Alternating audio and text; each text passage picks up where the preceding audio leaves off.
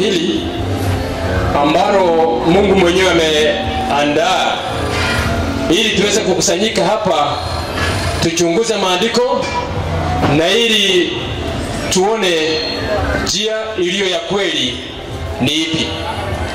Mimi kama mchungaji na pia mwandalizi wa kikao hiki nina jukumu kama mlinda mlango ya kwamba hatari inapotokea, sehemu yangu ni kupasa sauti na ili kutoa maonyo, ili yule ambaye atakasikia sauti hiyo na kuitii asiangamie. Akikosa kuitii aangamie, damu yake haiwezi kuwa juu yangu.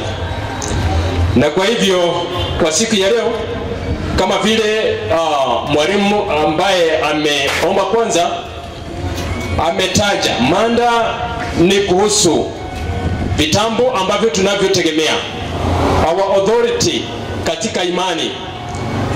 Kunacho kitabu cha Qur'an na pia Biblia. Swali linakuja, ni kitabu kipi ambacho twapaswa kukitegemea?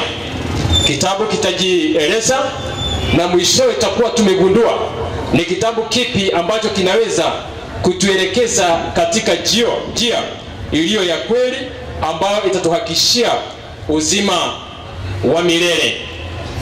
Na kwa hivyo kwa muda huu nikiomba ya kwamba, kwa sababu naona muda huko, ninaona wakati tunaweka dakika 20, naona inafika ninaposimama, naona mwalimu kana kwamba hakuwa tayari kutamatisia pale. Kwa hivyo naomba katika kipindi cha kwanza tuweze kutumia dakika 25. Na kwa sababu mada iliyo ya siku ya leo ilitolewa na ndugu zetu wa Kiislamu, basi naomba waweze kutangulia, na kwa hivyo mwalimu namkaribisha ili aweze kutoa ombi na kisha kuanza mkutano. Ombi langu ni moja tu. Jana tulienda sawa. Najua ya kwamba kama wanadamu sisi wenyewe sio wanyofu kama Mungu mwenyewe. Wakati mwingine tunaweza kuwa ulimi unaweza kuteleza. Lakini tagia juzi ninaona ya kwamba hali ya anga imekuwa swali. Katika wahadhiri walimu wetu, naomba ya kwamba wazingatie authority ya maandiko, na kama kuna hitaji ya maelezo, naomba ya kwamba tutumie lugha ambayo haita choma mwenzako ama yule ambaye amekuja kusikiliza. Hilo ndio ombi langu, na nataka kutumaini na kuamini ya kwamba tutaendelea sawa sawa, na ili hata siku ya kesho tuendelee sawa sawa, na mpaka wakati Mungu mwenyewe yeye ndiye mwenye kupanga mambo yote. Na kwa hivyo naamini ya kwamba tunapoendelea hivyo, yeye ndiye atahakikisha kwamba tumemaliza mikutano hii kwa muda ambao unafaa sisi wanadamu, na utaleta utukufu kwa jina lake. Ndugu, karibu kwa ombi na pia ili tuweze kuset time na kuanza.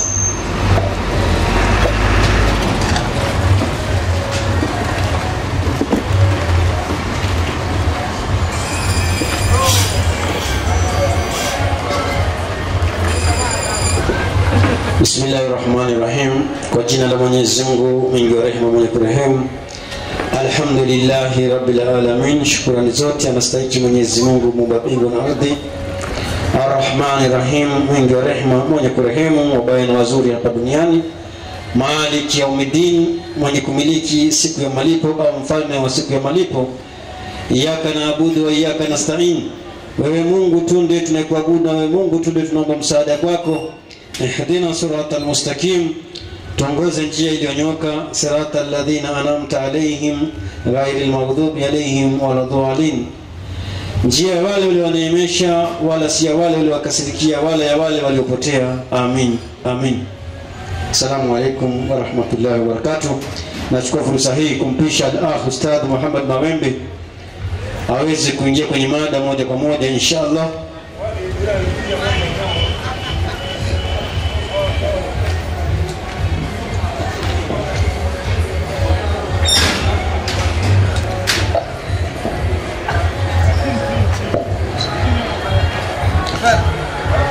Alhamdulillahi Rabbil Alamin, wassalatu wassalamu ala ashrafil anbiya'i wal mursalin, khataman nabiyyin Muhammad sallallahu alayhi wasallam. Amma ba'd, assalamu alaykum wa rahmatullahi wa barakatuh. Wa alaykum assalam wa rahmatullahi wa barakatuh. Sifa zote njema anastahili Mwenyezi Mungu. Mwenyezi Mungu ambaye ndiye ametujalia mimi pamoja na wewe tukapata fursa ya kukusanyika hapa bila hongo wala bila ombi lolote, bali kwa mapenzi yake yeye mwenyewe. Mwenyezi Mungu ambaye ametujalia sisi akatufanya tukawa ni binadamu na wala hakutufanya sisi kuwa ni hayawani. Mwenyezi Mungu ambaye ni wake peke yake ufalme wa mbingu na nchi, ametakasika, Mola mlezi wa viumbe vyote. Mwenyezi Mungu ambaye hakuzaa na wala hakuzaliwa na hana yote mithili yake. Ima baada ya kumhimidi na mtakia vile vile rehema na amani zimwendee jemedari wa umma, kipenzi cha Mwenyezi Mungu, Nabii Muhammad sallallahu alayhi wasallam, nabii ambaye ndiye ametumwa bimaana kuongoza ulimwengu mzima, kinyume na walomtangulia ambao walitumwa kwa kaumu zao au kabila zao peke yake. Ama kwa hakika leo ni fursa miongoni mwa fursa tukufu ambapo hatujadili kinyume na maudhui ya siku ya leo, ambapo maudhui ya siku ya leo ni kati ya kitabu kitukufu cha Qur'ani na kitabu cha Biblia. Ni kipi kitabu sahihi chenye maelezo sahihi, chenye ufunuo sahihi, chenye njia sahihi kutoka kwa Mwenyezi Mungu? Mimi ambaye naanzisha ngwe hii ya siku ya leo, naanza na kitabu kitukufu cha Qur'an, sura ya 10 aya 37. Hebu soma msomaji. Qur'ani 10:37, ba'udhu billahi minashaitani rajim, bismillahir rahmanir rahim. Naam, nasoma kitabu hichi cha Qur'ani 37, sio? Ndio. Na haiwezekani kuwa hii Qur'ani imetungwa, sawa, haitokani kwa Mwenyezi Mungu kama wanavyodai, na haiwezekani kuwa hii Qur'ani ni tungo. It's not just a mere composition. Haiwezekani kuwa ya kwamba hii Qur'ani imetungwa, na wala haisadikiki wala haiyumikiniki ya kwamba haitokamani na Mwenyezi Mungu. Endelea.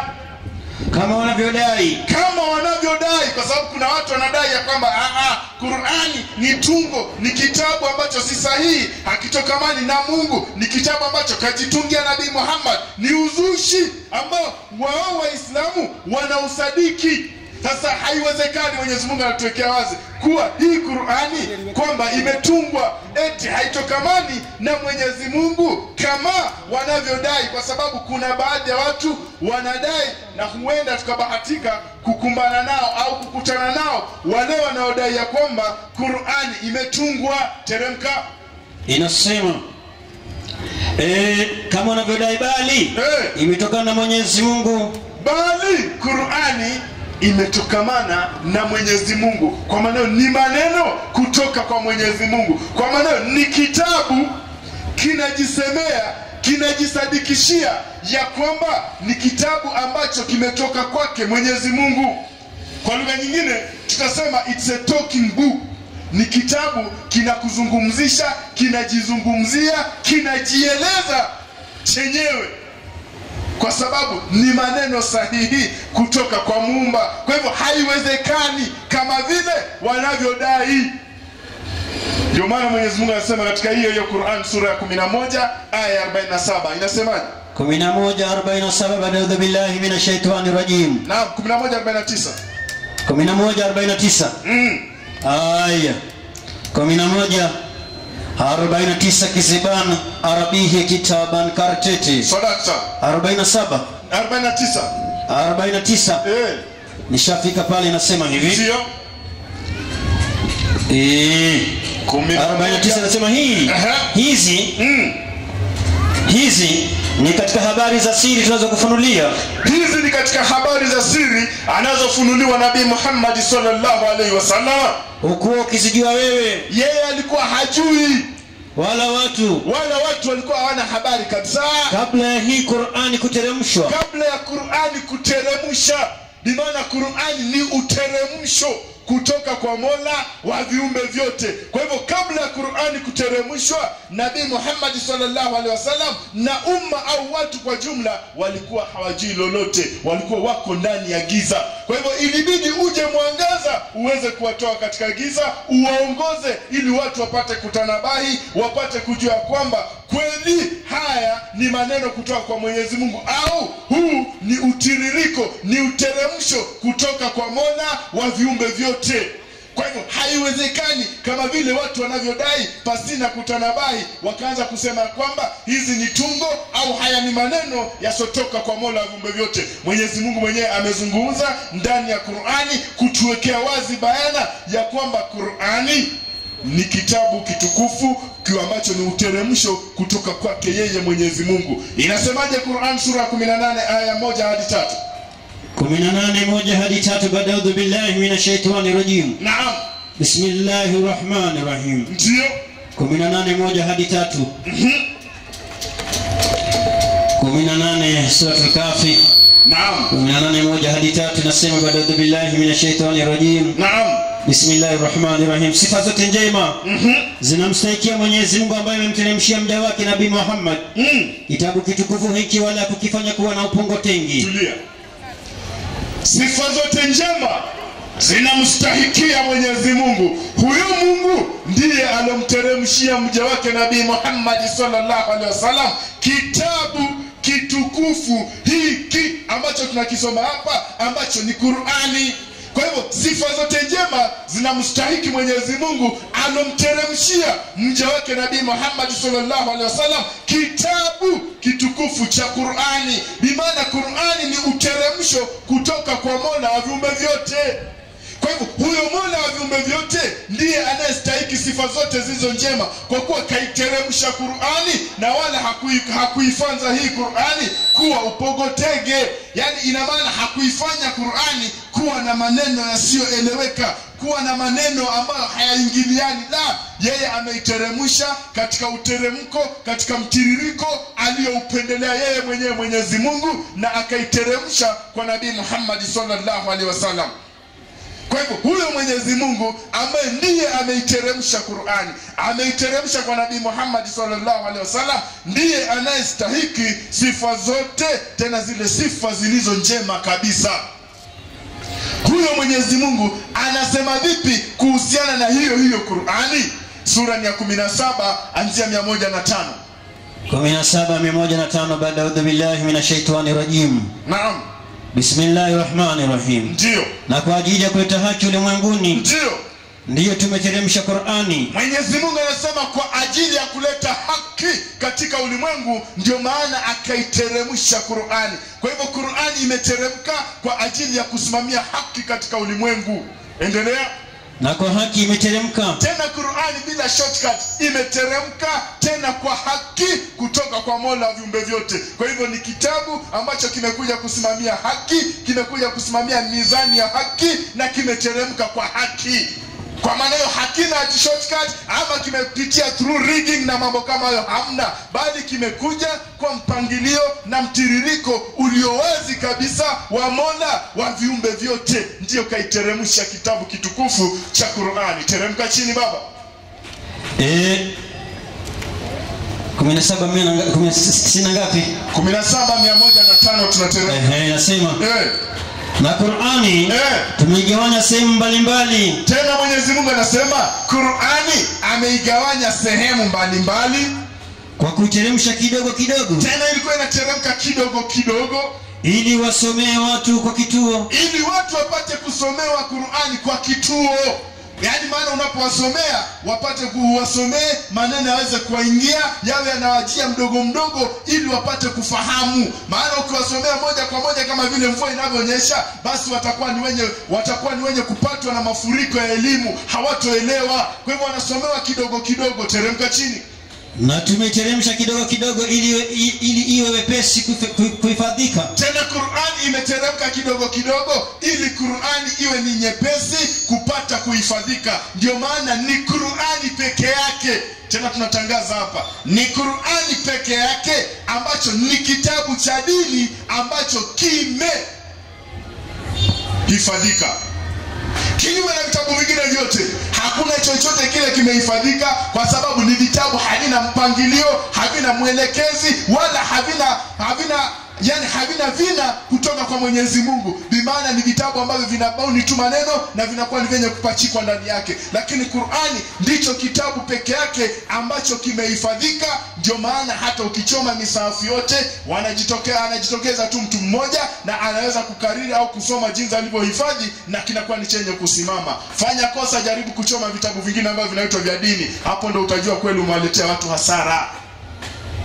Kwa hivyo ni Qur'ani peke yake, na imekuja katika mpangilio kwa sababu ni imetoka kwa Mwenyezi Mungu, Mola wa viumbe vyote, na ili iwe ni nyepesi kupata kuhifadhika. Teremka chini.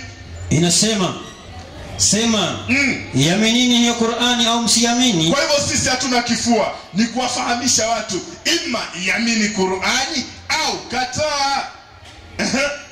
Inasema hakika wale waliopewa elimu zamani kabla hii Qur'ani ndio kuteremka, ndio wanaposomewa hii Qur'ani huangua kifudifudi wakasujudu. Kwa sababu Qur'ani ni kitabu ambacho kimekuja na kinakuja kuwaongoa wale watu ambao wamepewa elimu kutoka kwa Mwenyezi Mungu. Kwa hivyo wale watu ambao ni wa scholars wa maneno ya Mwenyezi Mungu, wapindi wanaposomewa Qur'ani wanaanguka na kusujudu. Kwa sababu gani? Kwa sababu ni maneno kutoka kwa Mwenyezi Mungu na yanayakinisha yale ambao walikuwa hawajui, au yale ambayo yalikuwa yanapingamana na imani zao, au yale ambayo wao walikuwa tayari wameshatabiriwa. Sasa Qur'ani imekuja inasadikisha au inadhibitisha ya kwamba hivi ilivyo ni kutoka kwa Mwenyezi Mungu, na kinyume na hivi ndivyo mnakuwa mmeenda kinyume na maamrisho ya Mwenyezi Mungu. Ndio maana nimesema ndicho kitabu peke yake ambacho kinajieleza.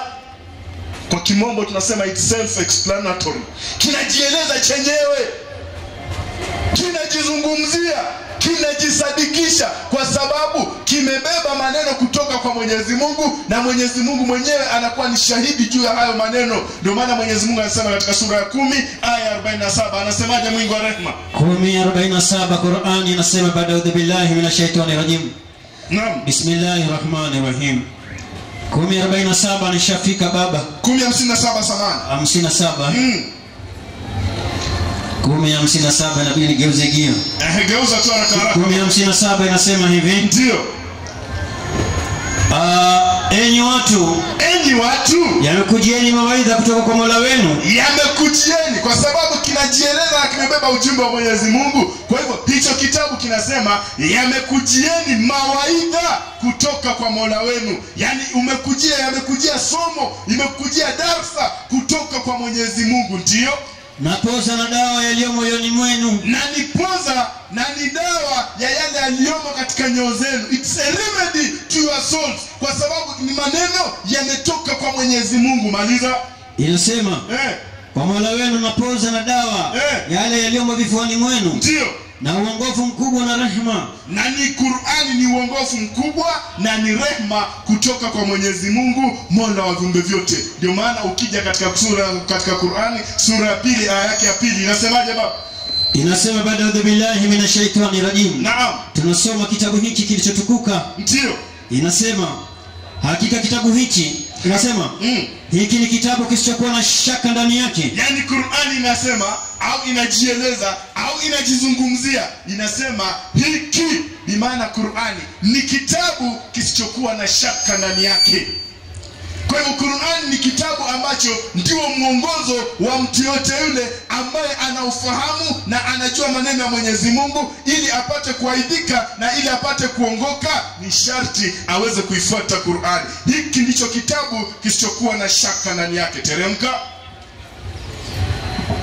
Inasema hiki ni kitabu kisichokuwa na shaka ndani yake, ni uongozi kwa mchao Mwenyezi Mungu. Qur'an ni kitabu kisichokuwa na shaka ndani yake na ni uongozi kwa wamchao Mwenyezi Mungu. Kwa hivyo yeyote yule anayemcha Mwenyezi Mungu, anayemwogopa Mwenyezi Mungu, ili apate kuongoka, ni sharti aweze kuongozwa na muongozo wa Qur'ani, kwa sababu ndicho kitabu peke yake kilicho au kinachosimamia haki katika hii dunia na kilichokuja kwa haki.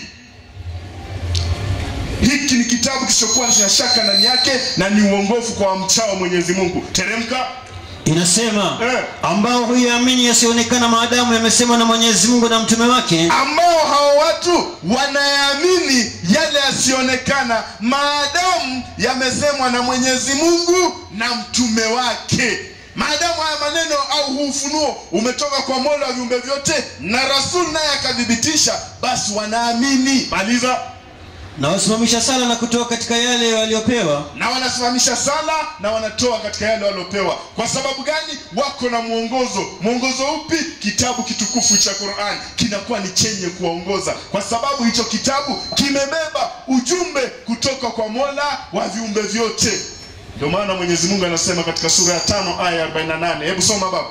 5:48 baada a'udhu billahi minash shaitani rajim. Ndio, naam. Bismillahir rahmanir rahim. Ndio. Tunasoma Qur'ani 5:48. Ndio. Inasema hivi 48. 48 nishafika mwalimu. Anasema hivi.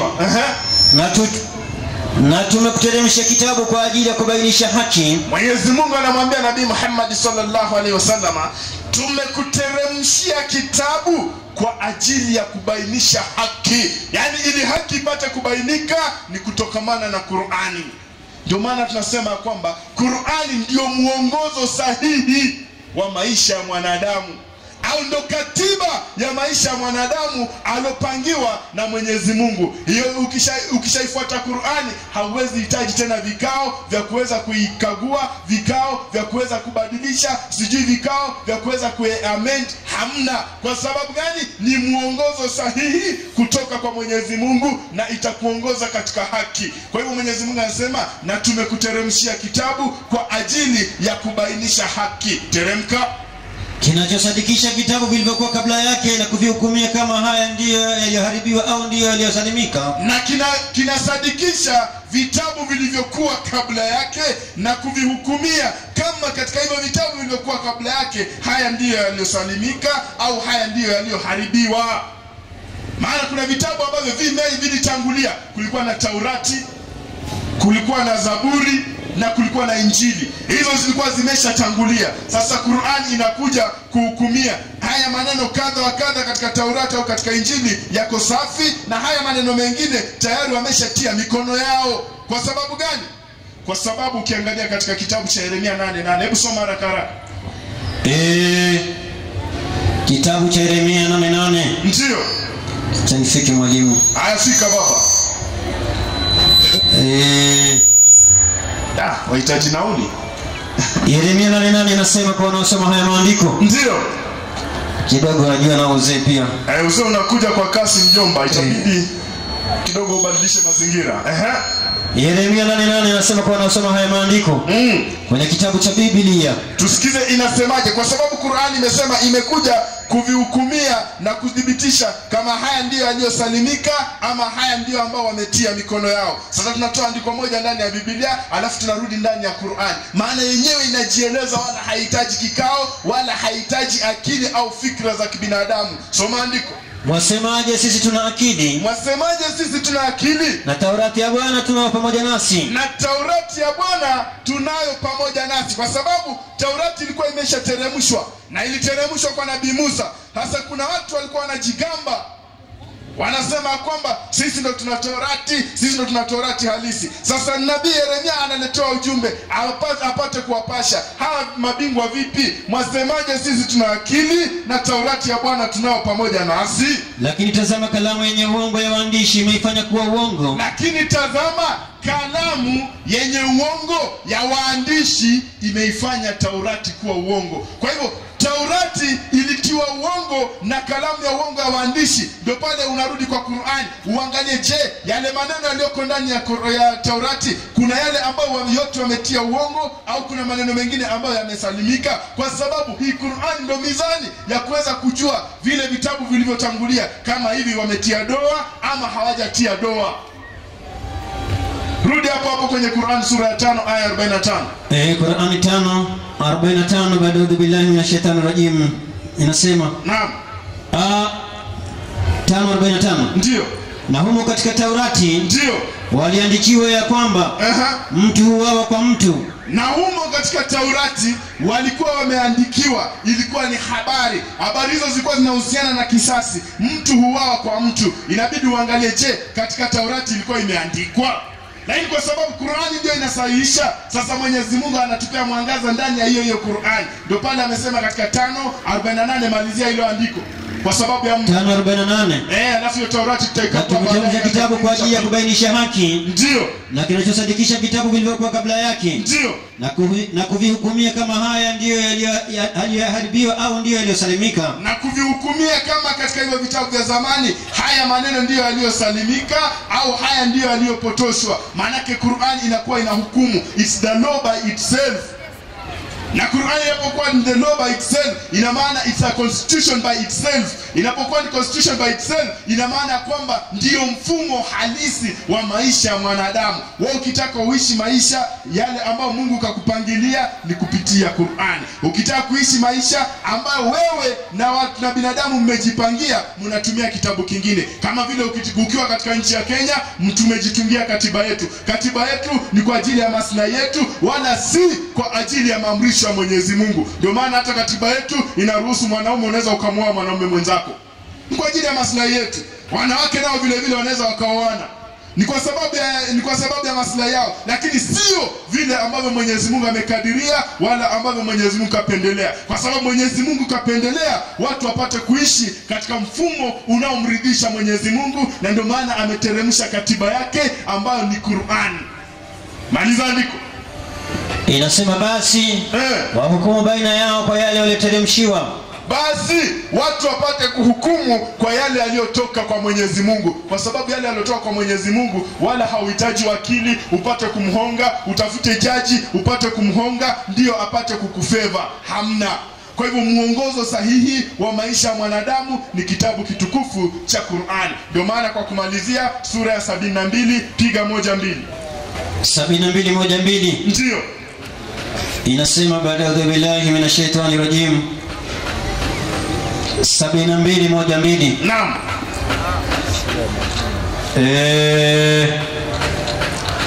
72:1-2 nasema ndio. Imefunuliwa kwangu ya kuwa kundi moja la majini lisikia Qur'ani ikasema, hakika tumesikia Qur'ani ya ajabu. Kundi moja la majini lilisikia Qur'ani ikisomwa, wakapata kile kiraa cha Qur'ani kimewashika kabisa. Majini wakasema, kwa hakika tumesikia Qur'ani ya ajabu. Ndio maana mpaka sasa hivi hamna kitabu kingine, it's the only unique book. Ndio maana wazungu wanakuambia it's the ultimate miracle. Hakuna muujiza mwingine kinyume na muujiza wa Qur'ani.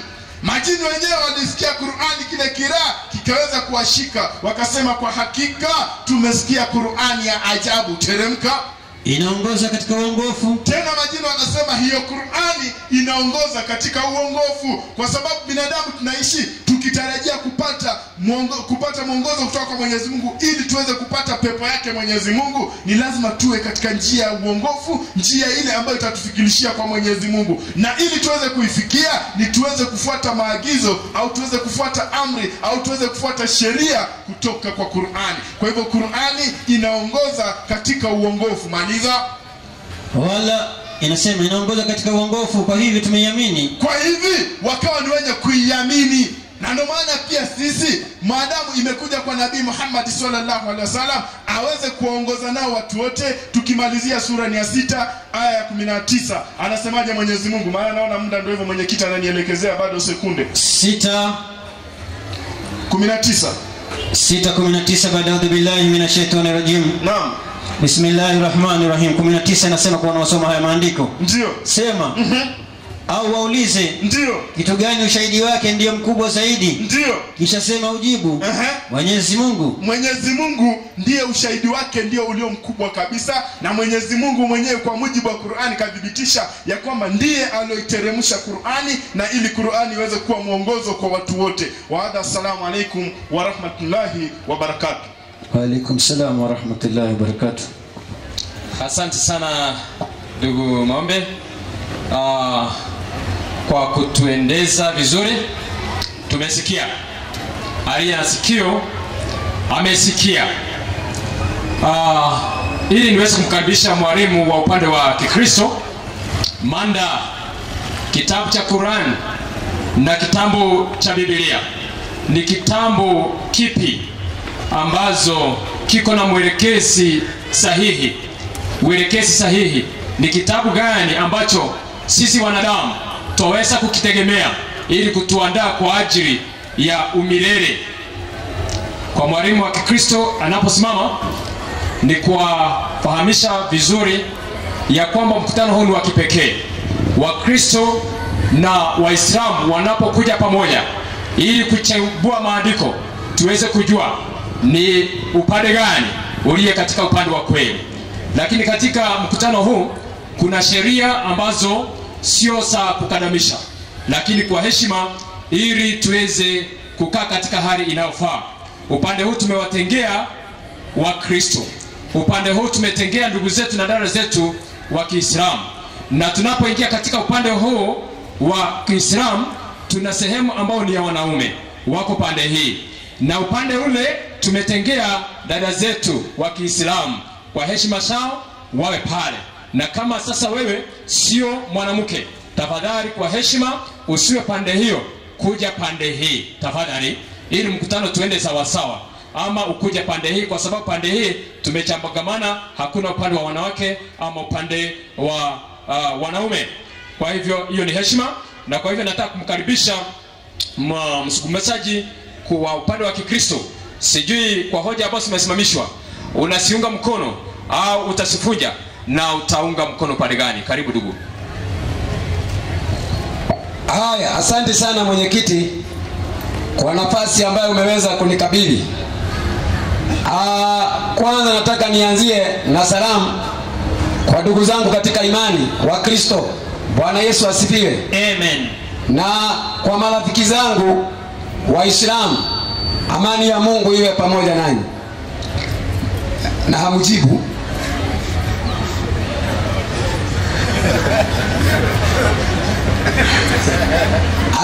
Mada ya siku ya leo inazungumza kati ya Qur'ani na Biblia, kipi kitabu sahihi cha Mwenyezi Mungu?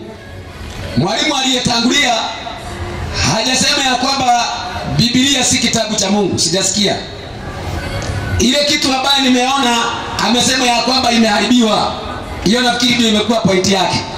Lakini akasema kitabu ambacho hakijaharibiwa kabisa ni Qur'ani tu, hiyo haijaharibiwa. Na akasema hiyo Qur'ani ni kitabu ambacho ni cha Mungu, hakuna kitabu kingine.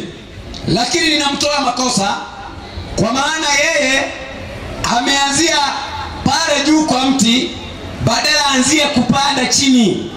Atuambie Qur'ani ni nani aliyeamrisha iandikwe kwenye makaratasi, na wenye waliandika kwenye makaratasi walikuwa akina nani? Hajasema. Kwa maana hata Mtume Muhammad akitoka dunia hii hakuacha Qur'ani hii tunasoma hapa. Waislamu hiyo mnajua. Mtume hakuacha Qur'ani ikiwa ndani ya makaratasi. Sasa ni vizuri tuambie wale walioandika Qur'ani kwa makaratasi ni nani? Alafu tuambie mtume naye haya maneno ambaye alikuwa amepewa ni nani aliyekuwa amempa? Nafikiri hiyo ndio itakuwa mada yangu, nitazungumzia tena kwa ushahidi wa kimaandiko. Lakini kabla sijaingia kwa hiyo, nataka nisome tu ndani ya Qur'ani. Ya kwanza, hebu nipe Qur'ani tafsiri ya Mayunga. Qur'ani hiyo tafsiri ya Mayunga ukurasa wa 657. Uanzie pale juu, kuna maneno mazuri tu ambaye mwenye atasikiliza vizuri atajua ya kwamba mwalimu aliyesimama pengine hajui ama alijua akaficha, inawezekana. Soma tusikie. Inasema 657. Ndio. Inasema hivi Pale juu. Inasema ndio, bila shaka mmoja wenu anasema kuwa ndio ameichukua Qur'ani yote. Yani kuna watu walikuwa wanadai ya kwamba Qur'ani yote imechukuliwa, lakini ni nini kitakachomjulisha hiyo yote? Ni ipi Qur'ani nyingine imepotea? Soma vizuri ndugu yangu. Inasema ni ipi Qur'ani nyingine imepotea? Maliza. Lakini asema ndio nimechukua ile sehemu iliyopatikana. Kwa hivyo Qur'ani nyingi imepotea. Hiyo sijatoa kwenye Biblia. Lakini kwa mujibu wa Mawembe anasema Qur'ani haiwezi kupotea. Hiyo nafikiri katika dakika 10 hiyo ndio nitakuwa nikikabiliana naye. Sitaki kuizungumzia saa hii, funika kwanza. Hizo itakuwa ni wakati baadaye. Hiyo ni makabiliano ya baadaye. Naomba niweze kuwafundisha watu kwanza Biblia ni nini kwanza. Alafu baadaye nikimaliza hatafu tuambie Qur'ani nani aliandika na ni nani alimpea Muhammad Qur'ani, kwa sababu inawezekana Waislamu wamekaa msikitini na hawajawahi jua, lakini inawezekana leo watajua. Kwanza jina Biblia sio kitabu kimoja. Biblia ni vitabu vimekusanywa kwa mfumo wa kitabu. Kwa hivyo hiki kitabu ambacho tunasoma hapa hakina kitabu moja ndani, kina vitabu 66 ndani. Kwa hivyo ndio inaitwa Biblos, maana yake mkusanyiko wa vitabu. Waandishi wa Biblia ni akina nani? Naomba unipe kitabu kinaitwa Petro wa pili 1:20. Kwanza nataka nifundishe waandishi wa Biblia ni akina nani, alafu baadaye nitafundisha waandishi wa Qur'an. Soma tusikie. Inasema mkijua neno hili kwanza, ya kwamba hakuna unabii katika maandiko. Maliza. Upatao kufasiriwa kama apendavyo mtu fulani tu. Maana unabii wote haukuletwa popote kwa mapenzi ya mwanadamu. Bali wanadamu walinena yaliyotoka kwa Mungu wakiongozwa na Roho Mtakatifu. Kwa hivyo wale ambao ni waandishi wa Biblia waliandika wakiongozwa na Roho Mtakatifu. Kwanza mwandishi wa kwanza wa Biblia ni Mungu mwenyewe. Mungu mwenyewe ndiye mwandishi wa kwanza wa Biblia. Ushahidi gani? 31:18 Kutoka. 31:18 kitabu ni cha Kutoka. Leo nitadai maandiko kwenye Qur'ani. Mungu wa Waislamu amehusika kuandika Qur'ani. Nitadai andiko kama hiyo. Soma andiko 31:18 inasema ndio. 31:18 inasema hivi. Hapo Bwana alipokuwa amekwisha kuzungumza na Musa katika mlima wa Sinai, Maliza. akampa hizo mbao mbili za ushuhuda, mbao mbili za mawe zilizoandikwa kwa chanda cha Mungu. Kwa hivyo Mungu ni mwandishi wa kwanza wa Biblia. Chanda cha Mungu kimehusika kuandika. Huyo ni mwandishi wa kwanza. Mwandishi wa pili nataka nimtaje kwa jina. Naomba unipe 17:14 Kutoka. 17:14 kitabu ni cha Kutoka. Hiyo Mawembe amevicha, hakuzungumzia hiyo. Yeye ametuletea tu Qur'ani ikiwa kwa makaratasi, hajatuambia ilijiaje hapo. Soma andiko baba. Bwana akamwambia Musa, andika habari hii katika kitabu. Maliza. Iwe ukumbusho. Kwa hivyo Musa anaambiwa na Mungu andika habari hii katika kitabu. Kwa hivyo mwandishi mwingine ni Musa. Waislamu mnajua Musa ni nabii wa Mungu na ni mwandishi wa Biblia. Watatu ni nani? 38 Isaya. Inasema 38 kitabu ni cha Isaya. Ushahidi watu watatu na kuala kweli. Nimetoa washahidi watatu. Changamka. Haya Isaya.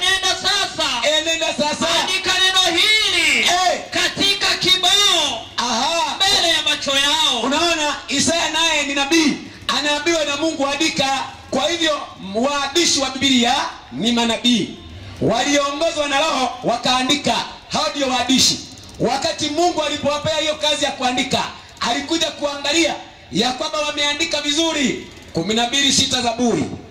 Inasema 12:6 kitabu ni cha Zaburi. Twende vitu bwana. Nimefika mwalimu. Changamka. Inasema hivi.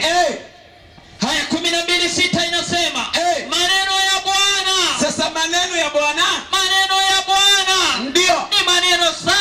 maneno safi, ni fedha iliyojaribiwa karibuni Maliza. juu ya nchi, Ndio. iliyosafishwa mara 7. Kwa hivyo Mungu akaangalia akaona maneno yake ni safi kabisa, ambaye manabii waliandika. Sasa hayo maneno ambaye manabii waliandika, mawebe yamedai watu wanaweza wakaharibu. Tuulize Biblia, inawezekana watu waharibu maneno ya Mungu? Naomba unipe kitabu kinaitwa Mhubiri 3:14. Mawebe anasema inawezekana. Maneno ya Mungu, yani Mungu aabiane kitabu kiandikwe alafu akubali watu waharibu. Hiyo iwezi ingia kwa akili ya mtu. Mungu anaandika kitabu yake. Soma andiko bwana. Najua ya kwamba kila kazi aifanyayo Mungu, Maliza. itadumu milele. Twende. Haiwezekani kuzidisha kitu wala kuipunguza kitu. Mungu amekataa, anasema haiwezekani. Mtu anaweza ongeza ama apunguze. Yatakayejaribu kuongeza ataonekana ama hataonekana. 35:6 Methali. 35:6 Methali. Kitabu ni cha Methali. Inasema hivi. Inasemaje? Inasema Ndio. kila neno la Mungu limehakikishwa. Yeye ni ngao yao wamwaminio. Maliza. Usiongeze neno katika maneno yake. Twende. Asije akakulaumu ukaonekana umuongo. Kwa hivyo maneno ya Mungu haiwezi kuharibiwa na mwanadamu. Mungu hawezi akakubali. Sasa maneno ya Mungu yatasimama mpaka lini? Naomba unipe 48 Isaya. Inasema Mungu, Biblia sasa inaweza ikaharibiwa. Changamka bwana. 48 kitabu ni cha Isaya. Majani yakauka, ua la nyauka, bali neno la Mungu wetu. Rudia tena. Neno la Mungu wetu. Rudia tena. Neno la Mungu wetu. Maliza. Litasimama milele. Haleluya. Amen. Hiyo ndio Biblia, haiwezi kuharibiwa. Hata kama Waislamu wanadai imeharibiwa, haiwezekani. Mungu anakataa. Alafu nimuulize sasa Mungu, hayo maneno yako sasa ilitoka wapi? Ni nani aliyeleta maneno ya Biblia? Kwanza naomba unipe 118:23 kitabu kinaitwa Zaburi. 118:23 kitabu ni cha Zaburi. Biblia, maneno yote ya Biblia ilitoka wapi? Changamka. Inasemaje? 118:23 Zaburi